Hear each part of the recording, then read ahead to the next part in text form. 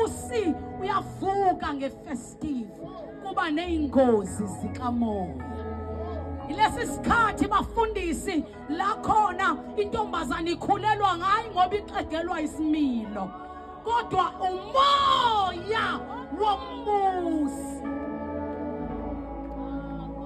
Ngani abantu iphathe kahle eThekwini, iphindele ekhaya kaNongoma kubafana belusa abangagezi ngisho izandla, iyomithiswa umfana ongagezi ngisho izandla, ibahlulile bonke resi, yabahlula bonke university, kanti kuvuka umoya wombusi.